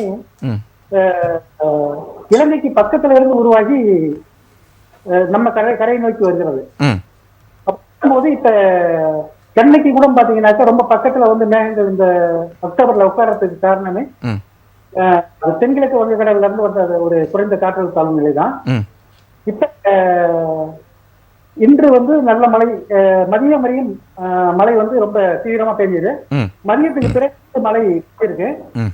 இப்ப இரவு வந்து மழை அதிகரிச்சுட்டு நாளைய வரையும் இந்த மழை இருக்கும். இப்ப இந்த இரவு அதிகரிக்கிற மழை எத்தனை சென்டிமீட்டர் வரைக்கும் மழை பெய்யும்? தொடர்ந்து பெய்யுமா இல்ல விட்டு விட்டு பெய்யுமா? இல்ல விட்டு விட்டு தான் பெய்யுங்க, தொடர்ச்சியா பெய்யாது. விட்டு விட்டு பெய்யும். விட்டு விட்டு பெய்யும் போது இரவுல கொஞ்சம் தீவிரமா இருக்கும். நாளை வரையும் ஒரு 15 to 20 சென்டிமீட்டர் மழை.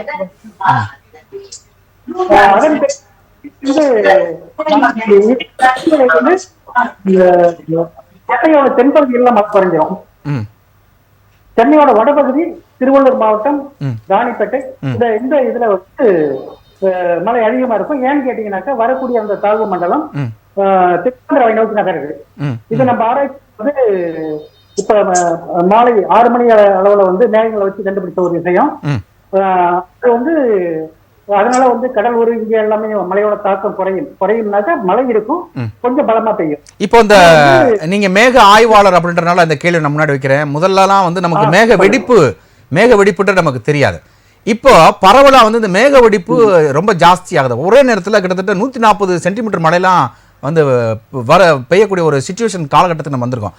இந்த மேக வெடிப்பு வந்து ஏன் எதனால வந்திருக்கு அப்படின்னு தெரிஞ்சுக்கலாமா?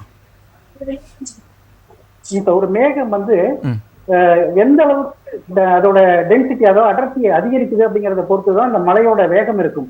அதாவது லேசான மழைக்கு வந்து தூரங்கள் இருக்கும், இன்னும் அதிகரிக்க தூரம் மொத்தம் அதிகமாகிட்டே போகும்.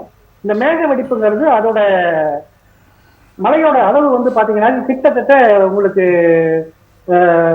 ஒரு சென்டிமீட்டர் அளவுக்கு கூட 1 சென்டிமீட்டர் அளவுக்கு கூட அதோட தயா இருக்கும். அப்ப ஒரே சமயத்தை மொத்தமா கொட்ட ஆரம்பிக்கும் போது 1 மணி நேரத்துக்குள்ளேயே கிட்டத்தட்ட 6 மணி நேரம் 7 மணி நேரம் பெய்ய வேண்டிய மழை 1 மணி நேரம் 2 மணி நேரத்துக்குள்ள கொட்டி கேட்கிறோம்.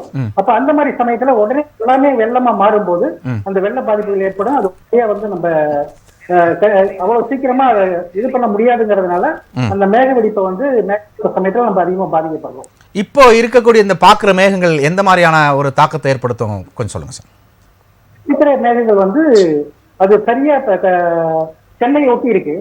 சென்னையை ஒட்டி இருக்கிறதுனால இப்ப அது செங்கல்பட்டோட வடபகுதி சென்னை திருவள்ளூர் இந்த மாவட்டத்துல வந்து மழையோட தாக்கம் இருக்கும். இதற்கு பிறகு நாளையில இருந்து பாத்தீங்கன்னாக்க செங்கல்பட்டு குறைஞ்சிரும், அதே போல தென்சென்னை குறைஞ்சிரும், வட சென்னை திருவள்ளூர் டிஸ்ட்ரிக்ட்ல நாளைக்கு அதிகமா இருக்கும். அப்படியே தெற்காந்திராவில் வந்து அதிகமான மழைப்பொழிவு இருக்கிறதுனால ராணிப்பேட்டையில இருந்து திருப்பத்தூர் இந்த இதுல வந்து நாளைக்கு மாலையில இருந்து மழை அதிகமா இருக்கும். ஓகே, இப்போ இரவு நேரம் மழை அதிகமா இருக்கு சென்னைக்கு. பகல் நேரத்துல எப்படி இருக்கும் சார்? மழை அதிகமா பொழியுமா? நாளை மதியம் வந்து மழையை எதிர்பார்க்கலாம். மதியத்துக்கு பிறகு வந்து மழை கொஞ்சம் குறையறதுக்கான வாய்ப்பு இருக்கு. அதாவது அதுக்காக வேண்டி மழை பெய்யாதுங்கிறது இல்ல, மழையோட தாக்கம் குறையும். அது வந்து வட சென்னை திருவள்ளூர் டிஸ்ட்ரிக்ட் அந்த திருவள்ளூர் மாவட்டம் அந்த பக்கம் வந்து மழை கொண்டு போயிடும். தெற்காந்திராவில் பெய்யறதுனால அதுக்கு இந்த பக்கம் இருக்கிற பக்கத்துல வந்து அதிகமான பாதிப்புகள் இருக்காது. ஓகே சார், வட சென்னை திருவள்ளூர் டிஸ்ட்ரிக்ட். ஓகே, அப்படியே இணைப்பில் இருங்க. நம்ம ஒரு அழைப்பாளர்கிட்ட பேசி நான் திருப்பி வரேன். வணக்கம், உங்க பெயர், எங்கிருந்து அழைக்கிறீங்க? பேசலாம். என் பேர் தினகரன். ஓகே, நான் சென்னை புளியந்தோப்புல இருந்து பேசுறேங்க. Chennai Pulianthope ward sir? Ward வந்து புளியந்தோப்பு ஹை ரோடு. வார்டு தெரியலங்க, என்ன வார்டு? ஜோன் வந்து புளியந்தோப்பு G3 போலீஸ் ஸ்டேஷன் எதிர்க்க. சரி, G3 போலீஸ் ஸ்டேஷன் எதிரில். சொல்லுங்க, உங்களுடைய குறை என்ன? என்னங்க, தண்ணி தேங்குது, வருஷம் இப்படிதான் இருக்கு, தண்ணி தேங்குது மழை பெஞ்சா. சரி, இப்ப பைக்லாம் முழுகிச்சுங்க. இதுல எனக்கு பைக்லாம் முடிஞ்சு வீட்டு உள்ள தண்ணிலாம் வந்துச்சு. அந்த இடத்துல இருந்து உங்க ஏரியா தெரு பேர் சொல்லுங்க. புளியந்தோப்பு ஹை ரோடுங்க. புளியந்தோப்பு ஹை ரோடு தான்? ஆமா. சரி, பக்கத்துல ஏதாவது G3 போலீஸ் ஸ்டேஷன் ஆப்போசிட்? ஆமா, ஆப்போசிட். ஓகே, இப்போ வந்து அதாவது தண்ணி அதிகமாக தேங்குகிறது அப்படின்றது உங்களுடைய குறையா இருக்கு? ஆமா, தண்ணி அதிகமாக வெளியே எதுவும் போக முடியல, பொருட்கள் எதுவும் வாங்க முடியல, வீட்டு உள்ளலாம் தண்ணி வந்துச்சு, வாகனங்கள்லாம் மூழ்கிடுச்சுங்க ஃபுல்லா.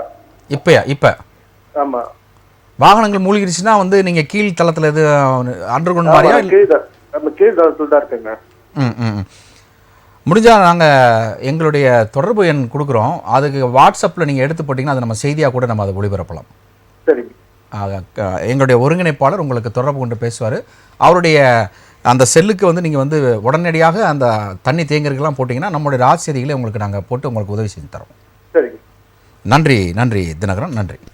ஓகே, திரு மேகம் ராஜு சார், உங்கள்கிட்ட ஒரு நிறைவான ஒரு கேள்வி. இந்த மழையானது இப்போ வரைக்கும் வந்து 25 சென்டிமீட்டரை தாண்டும் என்கின்ற அடிப்படையில் பேசப்பட்டது, ஆனால் ஆல்ரெடி கிராஸ் ஆகிருக்கு. இப்போ எங்களுக்கு கேள்வி என்ன அப்படின்னா வந்து நாளை மதியம் வரை இந்த மழை பொழிவு அதிகமாக இருக்கும்னு சொல்லியிருக்கிறீங்க, அடுத்து படிப்படியாக குறையும்னு சொல்லியிருக்கிறீங்க. இதில் ஒரு முக்கியமான ஒரு விஷயம் என்ன அப்படின்னா, இந்த மேக வெடிப்பு பற்றி நான் கேட்டேன். அந்த மேக வெடிப்பு இந்த வடகிழக்கு பருவமழை இப்போ பெய்து கொண்டிருக்கிற மழைக்கோடு ஒப்பிட்டு பேசலாமா, இல்லை அது தனி, இது வடகிழக்கு பருவமழை தனியாகவா? வெடிப்புங்கிறது வேற. சொல்லுங்க.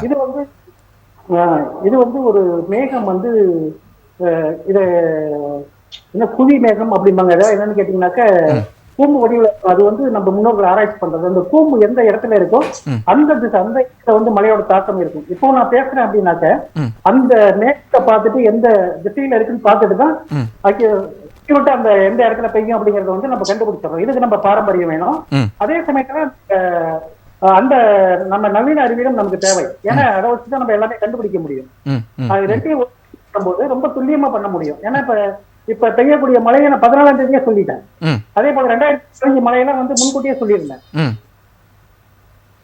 இப்ப அடுத்து பெய்யக்கூடிய மழையும் நம்ம பாரம்பரிய அறிவு வச்சுதான் சொல்ல முடியும். அடுத்தும் சென்னை மழை இருக்கு. இப்ப முதல் மழைங்கிறதுனால பெரிய அளவுக்கு பாதிப்புகள் இருக்காது. ஆனா அதிகமா பெய்யறதுனால போக்குவரத்து இந்த மாதிரி தடைகள் இருக்கும். சரி, இப்போ இல்ல தண்ணி தேங்குதுன்னு வந்து ஒரு குறையாக மக்கள் சொல்கிறார்கள், நீங்களும் கேட்டிருப்பீங்க. ஸோ அந்த அளவுக்கு தண்ணி தேங்குற அளவுக்கு மழைப்பொழிவு ஜாஸ்தியா இருக்கா? அதான் என்னுடைய கேள்வி. அதான் 20 சென்டிமீட்டர் அந்த மாதிரி மழை பெய்யும் போது உங்களுக்கு ஒரே தண்ணி போறதுக்கு வழி இல்லாட்டினாக்க தேங்கி நின்று அப்புறம் படிப்படியா தான் வடிய ஆரம்பிக்கும். மழை பெய்யும் போது இப்ப தேங்கிச்சு, அடுத்த மழை பெய்யும் போது இப்ப தேவையான மழை நமக்கு நீர் கிடைச்சிச்சு. அடுத்த மழை வரும்போது அடுத்த பாதிப்புகள் ஏற்படுறதுக்கு வாய்ப்பு இருக்கு. அதனால வந்து நம்ம முன்னெச்சரிக்கை இருக்கணும், இப்பவும் இருக்கணும். ஏன்னு கேட்டீங்கன்னா இப்ப இரவுல பெய்யக்கூடிய மழை ஒரு சில இடத்துல பாதிப்புகளை ஏற்படுத்தலாம். மழையோட தாக்கம் வந்து நமக்கு வந்து இது காஞ்சிபுரம் வரையும் குறைஞ்சிருது, சென்னையும் குறைஞ்சிருது. வட சென்னை திருவள்ளூர் மாவட்டத்துல தான் நாளைக்கு வந்து மழை அதிகமா இருக்குன்னு என்னோட ஆராய்ச்சியில சொல்லுது. அதே வந்து அந்த அந்த பகுதியை மட்டும் இது பண்ணணும். ரெண்டாவது வந்து பருவ காலத்துல எங்கெங்கெல்லாம் மழை பெய்யும் அப்படிங்கறத முன்கூட்டியே கண்டுபிடிக்கிற முறை வந்து இந்த பாரம்பரிய அறிவியல தான் இருக்கு. அடுத்து வந்து நவம்பர் மாசத்துல வந்து நமக்கு நாகப்பட்டினம், அந்த கடலூருக்கும் தெற்கு, நாகப்பட்டினத்துக்கும் வடக்கு ஒரு பெரிய மழைப்பொழிவு இருக்கு. அது இருக்கும். டிசம்பர் எப்படி சார் இருக்கும்? என்ன சார்? டிசம்பர் மாதம். நவம்பர் 16க்கு பிறகு உங்களுக்கு நமக்கு வந்து மழைக்கான சல்சியஸ் ரொம்பவும் குறைஞ்சிரும். டிசம்பர் 16க்கு பிறகு டிசம்பர் 16 வரையும் மழைப்பொழிவு இருக்கும். அப்ப நவம்பர் 15 சென்னைக்கு பாதிப்பு இருக்காது. நவம்பர் பிறகு வந்து பாத்தீங்கன்னாக்கா உங்களுக்கு காவிரி டெல்டா மாவட்டங்கள், அந்த ராமநாதபுரம் அந்த மாவட்டங்களுக்கு தான் அதிகமான மழைப்பொழிவு இருக்கும். சென்னைக்கான மழைப்பொழிவு டிசம்பர்ல குறைஞ்சிரும். நவம்பர்ல வந்து நம்ம ஓகே சார், ரொம்ப நன்றி சார். அப்படி இணைப்பில் இருங்க. அடுத்து அழைப்பாளர் நம்ம பேசலாம். வணக்கம், பெயர் எங்கிருந்து அழைக்கிறீங்க? நான் ரமேஷ் சார், சென்னை பம்மல்ல இருந்து பேசுறேங்க. உங்க வார்டு சொல்லுங்க sir. Ward number 8 sir. Ward number 8. Zone தெரியல. அங்க ஜோன் வராது. ஓகே. உங்களுக்கு தாம்பரம் மாநகராட்சினால ஜோன் வராது. தாம்பரம் மாநகராட்சி சார். ஓகே. உங்களுடைய தெரு பெயர், வீதி? ஆனந்தன் தெரு சார். ஆனந்தன் தெரு, திருவள்ளுவர் நகர். ஆனந்தன் தெரு, திருவள்ளுவர் நகர். ஆமா சார். உங்களுடைய கோரிக்கை என்ன சார்? கோரிக்கை இன்னைக்கு காலையில பெஞ்ச சின்ன மழைக்கே ஃபுல்லா அந்த மூங்கில் ஏரின்னு ஆப்போசிட் சைட்ல ஒரு ஏரி இருக்கு சார். அதுல இருந்து தண்ணி எல்லாம் திறந்து விட்டு மொத்தமும் வந்து நம்ம தெரு ஃபுல்லா வந்துருச்சு சார். ஒரு 2 அடிக்கு தண்ணி வந்துட்டு ஊர்ல இருந்த குப்பை மேடு எல்லாம் வந்து நம்ம தெரு பூரா அடைச்சிருச்சு சார். திரு ரமேஷ், நான் வந்து என்ன இந்த மாதிரி கேள்வி கேட்கறாருன்னு நீங்க என் மேல கோவப்படக்கூடாது. ஏரி பக்கத்துல எதுக்கு வீடு வாங்குனீங்க? வீடு ஏரி பக்கத்துல சார். என் வீடு ஏரியில இருந்து பாத்தீங்கன்னாக்கா கிட்டத்தட்ட 3 கிலோமீட்டர் இந்த பக்கம். அங்க திறந்து விட்டா தண்ணி இங்க வருது. ஆமா. அதுதான் ப்ராப்ளம். சரி, இப்ப நீங்க சொல்லிருக்கீங்க பம்மல் வார்டு 8 திருவள்ளுவர் நகர் ஆனந்தன் தெரு. ஆனந்தன் தெரு 1, 2, 3 இல்ல 1 தான் இருக்கா? ஆனந்தன் தெரு மெயின் தெரு தான் சார். மெயின் தெரு. ஓகே. உங்களுடைய பெயர் ரமேஷ். இது அதிகாரிகள் நிச்சயமா பார்த்துட்டு இருப்பாங்க. அந்த மூங்கில் ஏரியில இருந்து திறந்து விட்ட நீர் வந்து இப்போ உங்க வீடு, அதாவது ரொம்ப தண்ணி தேக்கமா இருக்கா இல்ல என்ன நிலைமையில இருக்கு? ஆமா, தேக்கம் இருந்தது, இப்போ வடிச்சிருச்சு. இப்போ மழை இல்லாதனால வடிச்சிருச்சு. இனி அடுத்து மழை வந்து அது வராம வந்து கால்வாயை சீரமைக்கணும். ஆமா சார். ஓகே, நன்றி ரமேஷ். நன்றி. ஓகே, திரு விஜயகுமார் சார், உங்களுடைய நிறைவான கருத்து. அதாவது ஐயா பேசும்பொழுது அவர் சொல்றாரு வந்து திராவிட கட்சிகள் வந்து ஆட்சி செய்தார்கள், அவர்கள் வந்து ஆட்சிகள் மாறினாலும் காட்சிகள் மாறல அப்படின்லாம் பேசினாரு. அதாவது ஐயா அவர்களுக்கு வந்து ஒண்ணு சொல்றேன், நீங்க சென்னையில தான் வசிப்பீர்கள் நினைக்கிறேன். சென்னை வந்துட்டு எவ்வளவு வந்துட்டு வெயில் காலத்துல வந்து தண்ணீர் பிரச்சனை தலைவிரிச்சு ஆனது. அந்த தண்ணீர் பிரச்சனையை வந்து சென்னை மாநகரத்துல அடியோடு நீக்கியது அனைத்து இந்திய அண்ணா திராவிட முன்னேற்ற கழகம் வீணானந்த திட்டம் கொண்டு வந்தாங்க. அதே போல இப்ப எடப்பாடியாரும் நாங்க ஆட்சி தொடர்ந்து இருந்தால் சென்னை மாநகரத்துல இப்ப தேங்கி இருக்கிற தண்ணீரை வந்து முறையாக மழைநீர் கால்வாய் அமைத்து அதை அப்புறப்படுத்துவதற்கு நாங்கள் திட்டங்கள் எல்லாம் தீட்டி அந்த வேலைகளை செய்தோம். எங்கள் ஆட்சி வந்து தொடராம போனதுனால இவர்கள் 3.5 ஆண்டுகள் வந்து இந்த மழைநீர் கால்வாய் பணிகள்ல இவங்க பணி சுணக்கம் காமிச்சார்கள். இவர்கள் மழை காலத்திற்கு மட்டுமே வந்து பேசினார்களே தவிர மழை வந்தா வெள்ளம் தேங்குமே அந்த மழை நீரை எப்படி வெளியேற்றுவது என்ற ஒரு ஆக்கப்பூர்வமான செயல்ல வந்து இந்த திமுக அரசு செயல்படவில்லை. அதனாலதான் மக்களுக்கு இந்த பாதிப்பு ஏற்பட்டு உள்ளது. ரெண்டாவது என்னன்னா மழைநீர் கால்வாய் மழைநீர் வருதுங்களா, வழிநீர் பாதை. சுருக்கமா நிறைவான கருத்துனா இந்த அரசாங்கம் வந்து மக்களை காக்க தவறிவிட்டதை தவிர வெற்றி விளம்பரத்தில் மட்டுமே இவர்கள் கவனத்தை செலுத்துகிறார்கள். நன்றி சார். நன்றி திரு ராஜேஷ், உங்களுடைய நிறைவான கருத்து. ஒட்டுமொத்தத்தில் திருவாளர் பொது ஜனங்கள் என்னை போன்ற சாமானியர்கள் தான் இந்த மழை பேரிடர் காலங்களில் பாதிக்கப்படுறோம். இது தொட்டு வந்து கொண்டிருக்கிறது. இதற்கு வந்து என்னுடைய குற்றச்சாட்டு என்னன்னா, நான் வந்து ஆட்சியாளர்கள் மேலே ஆட்சி கட்டில் இருக்கிறவங்க மேலே குறை சொல்லல, அதிகார வர்க்கத்தில் இருக்கிறவங்க தான் இது வந்து மெத்தனை போக்கு. எந்த ஒரு காரியத்தையும் அவங்க வந்து முனைப்பு காட்டி செயல்படுத்துவதில்லை. இப்பொழுது திமுக ஆட்சியில் அவங்க எதிர்கட்சிதார் சொன்ன மாதிரி 3 ஆண்டுகளாக வந்து முதலமைச்சர் சொல்றத வந்து கீழ்மட்டத்தில் போய் எக்ஸிக்யூட் ஆகல. அப்போ இங்கேயே சுணக்கம் காட்டுறாங்க. சுணக்கம் காட்டுறது யாரு? அதிகார வர்க்கம் தான். கலெக்டர் சொல்லக்கூடிய ஒரு ஸ்டேட்மெண்ட்டை கீழே இருக்கக்கூடிய வில்லேஜ் அட்மினிஸ்ட்ரேட்டிவ் ஆஃபீஸர் பார்க்க மாட்டாரு. Ego clash. ஆமா, அப்போ இந்த நிலை போயிட்டு இருந்துச்சுன்னா அப்போ வந்து பாதிக்கப்படுறது யாருங்க? திருவாளர் பொது ஜனங்கள் தானே. அதனால வந்து இவங்க காரணத்தை கண்டுபிடிக்காம திட்டங்களை செயல்படுத்துவதற்கான இந்த அரசு செயல்பட வேண்டும். ஒரு நலவாழ்வு அரசு என்பது மக்களுடைய வெல்ஃபேரை தான் பார்க்கணும், காரணத்தை சொல்லிட்டு இருக்க கூடாது. எனக்கு காரணமே தேவையில்லை என்பதுதான் என்னுடைய குறிக்கோள். ஓகே, இந்த ஜோனுக்கு அந்த நம்பர் சொன்னீங்க. ஆமா, சொல்லுங்க.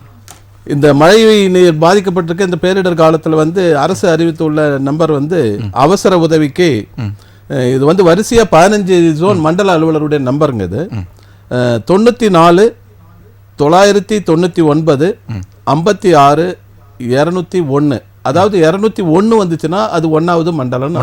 202 போட்டா 2வது மண்டலம். அப்படியே 15 வரைக்கும் வருது. ஓகே, 9499956201. ஆமா, அதுல இருந்து தொடர்ந்து நீங்க வந்து 15 வரைக்கும் கொண்டு போகலாம். 9499956215. இது வரைக்கும் அந்த 15 மண்டலத்தோட நம்பர். அது தவிர சென்னை மாநகராட்சி ரிப்பன் மாளிகையில் வந்து கண்ட்ரோல் ரூம் இருக்கு. அதுக்கு வந்து 1913, அது ஒரு கால் சென்டர் நம்பர். 1913.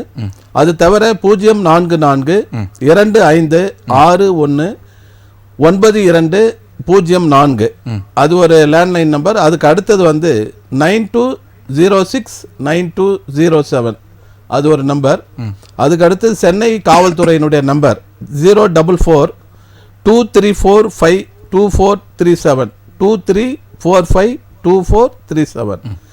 அது மற்ற மாவட்டங்களில் இருக்கிறவங்க ஏதாவது பாதிப்பு இந்த நிகழ்ச்சி பார்த்தா கூட இந்த நம்பர்ல ஏதாவது ஒரு நம்பர்ல கான்டாக்ட் பண்ணா அவங்களுடைய மாவட்ட பேரிடர் மேலாண்மைக்கு அவங்க கனெக்ட் பண்ணிடுவாங்க. ஓகே சார், ரொம்ப நன்றி சார். நிகழ்ச்சியில் வந்து திரு ராஜேஷ் சார், உங்களுக்கு நன்றி. அடுத்தபடியாக மேக ஆராய்ச்சியாளர் திரு மலைராஜு, உங்களுக்கு எங்களுடைய நன்றியை தெரிவித்துக் கொள்கிறோம். அடுத்தபடியாக அதிமுகவுடைய விஜயகுமார், உங்களுக்கு உங்களுடைய நன்றிகளை தெரிவித்துக் கொள்கிறோம். நேர்களே, மீண்டும் சந்திக்கலாம். நன்றி, வணக்கம். மட்டுமில்லாமல் இந்த மழை நேரங்களில் தயவு செய்து மின்சார பகுதிகளில் போகும்பொழுது கையில் மரக்கட்டை நீங்கள் வச்சுக்கோங்க. அது மட்டும் இல்லாமல் அடிக்கடி கரண்ட் கட் ஆகக்கூடிய ஒரு சூழல் இருப்பதனால டார்ச் லைட் உங்கள் பக்கத்தில் எப்பவுமே வச்சுக்கோங்க. சிறு குழந்தைகளை மழைக்கு வெளியே அனுப்ப வேண்டாம். மீண்டும் சந்திக்கலாம். நன்றி, வணக்கம்.